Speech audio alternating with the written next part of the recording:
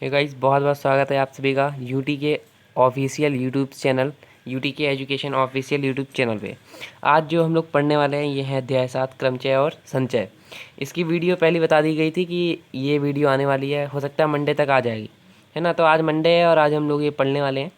तो डायरेक्टली प्रश्नावली पे आ जाते हैं, क्योंकि इसके जो मतलब कि शारीरिक ज्ञान है, जो मतलब शुरुआती ज्ञान है, उसको लेना कोई ज़रूरी नहीं है। क्वेश्चन आ जाएंगे तो वो अपने आप ही आ जाएगा, ठीक है। क्वेश्चन समझते जाइए और सब कुछ अपने आप ही आएगा। तो चलते हैं इसके पहले क्वेश्चन पे डायरेक्टली। तो गाइस जो क्वेश्चन है ना वो कुछ इस प्रकार से है। देखिए, प्रश्न संख्या 1, अंक 1, 2, 3, 4 और 5 से कितनी 3 अंकीय संख्याएं बनाई जा सकती हैं यदि अंकों की पुनरावृत्ति हो और एक कंडीशन कह रहा है कि पुनरावृत्ति ना हो। देखिए, ध्यान से समझिएगा, ध्यान से बिल्कुल मतलब मन लगा के बिल्कुल बढ़िया समझिएगा। देखिए, ध्यान से देखिए। जैसे कि अंक जो आपको दिए होते हैं, ठीक है, इसको दो तरीके हैं करने के। यदि एक तो फॉर्मूला ट्रिक है, क्या है, एक है फॉर्मूला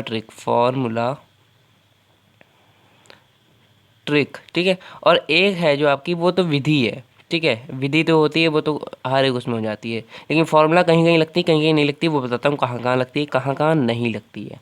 तो सबसे पहले जो फॉर्मूला ट्रिक है, फॉर्मूला उसमें एक होता है, उसमें आपको खाली मान रखने होते हैं और आंसर आ जाता है, ठीक है। लेकिन विधि होती है, उसको आप विधि से करते हो, विधि भी समझा देंगे, ठीक है।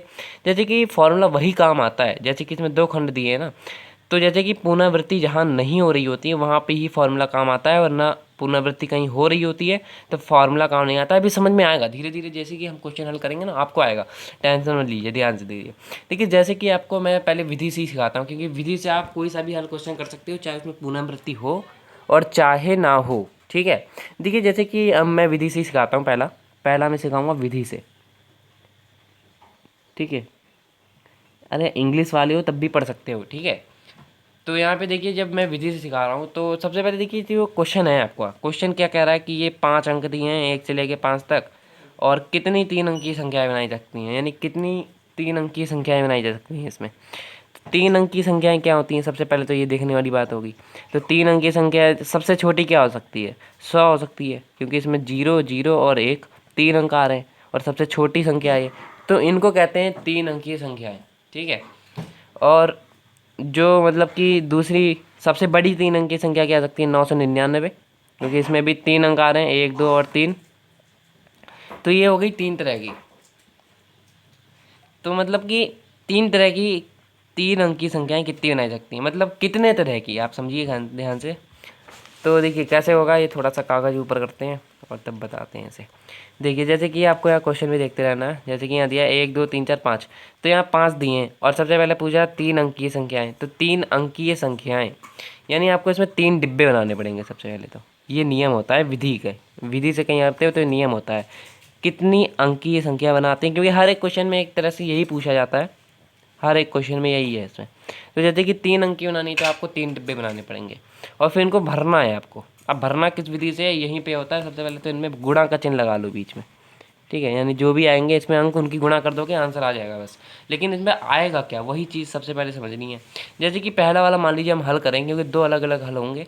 तो जब पहला हल करेंगे तो इसमें कह रहा है 1, 2, 3, 4 और 5, तो ये 5 है, ठीक है। तो इसमें पुनरावृत्ति हो भी सकती है। मान लीजिए मैं एक कंडीशन लेती है, इधर ले लेते हैं।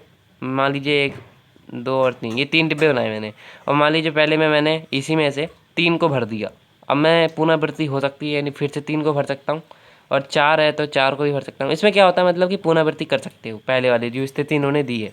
तो इसमें आपको अधिक से अधिक भरना होता है, यानी जितना हो सके ज़्यादा भरो किसी भी कंडीशन पे। तो 5 तक दी थी, 1 से 5 तक, तो यहाँ पे हम 5 भर सकते थे, 5 अंक। अब हमने 5 अंक भर दिए, अब पुनरावृत्ति हो सकती है, फिर से हम 5 भर दें, क्योंकि ज़्यादा से ज़्यादा भरने हैं इसमें हर एक क्वेश्चन में। और फिर से 5 भर सकते हैं, क्योंकि पुनरावृत्ति हो रही है। जब ये होता है तो आपको विधि से ही करना पड़ता है, वरना आप वो मतलब फॉर्मूले से भी कर सकते हो। तो ये हो जाएगा आपका 5 गुणा 5 गुणा 5, ठीक है।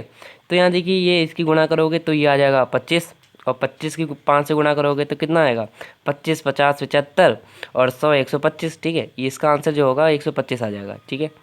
तो इस प्रकार से मतलब ये विधि से है, मतलब विधि है इसका नाम, ठीक है। विधि से कर सकते हो इसे।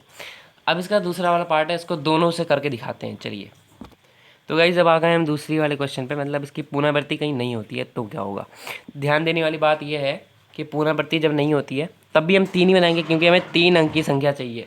अब जब 3 अंक की संख्या चाहिए तो भाई वही 3 डिब्बे बनाने पड़ेंगे। तो 1 डिब्बा बना लिया, 2 डिब्बा बना लिया और तीसरा भी बना लिया।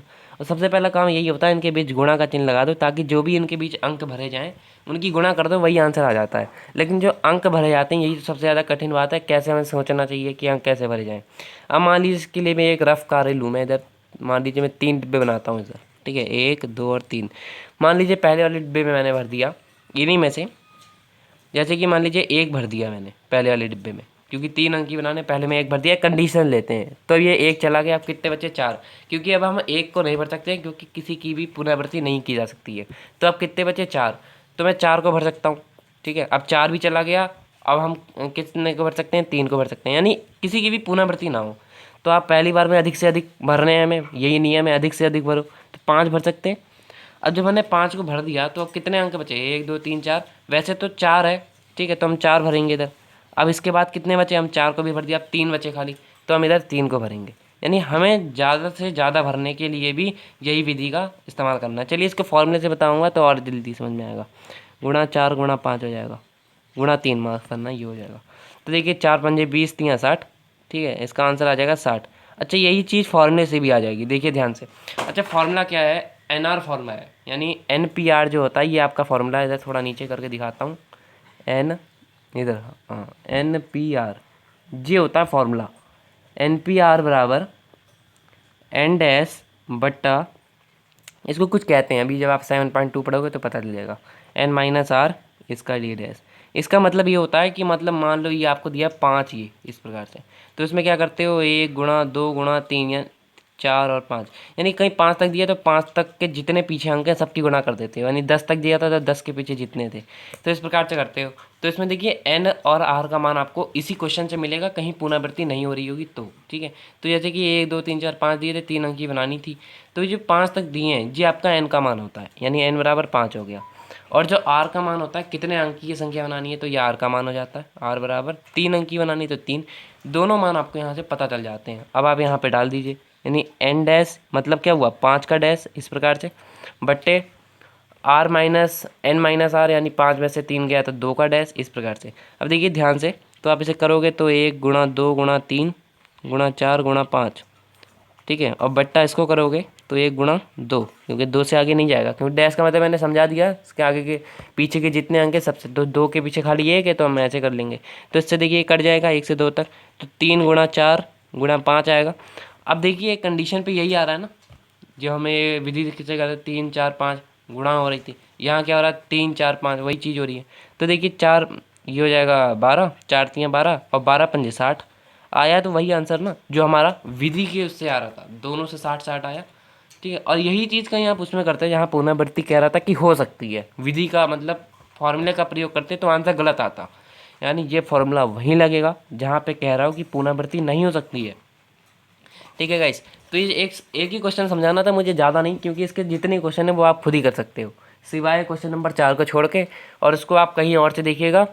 और मतलब कि वो क्वेश्चन थोड़ा सा अलग ही टाइप का है, तो उसके लिए भी एक अलग video UTK education official channel बनाएगा। और जो 7.2 एक्सरसाइज है ये इतनी सरल है ना कि आप एक बच्चा भी कर सकता है इसे, क्योंकि भाई यही चीज़ है इसमें, जो ये चीज़ बताई फार्मूला यही चीज़ है, बस इसी को आप समझ लो और ये पूरी हो जाएगी ख़त्म, ठीक है।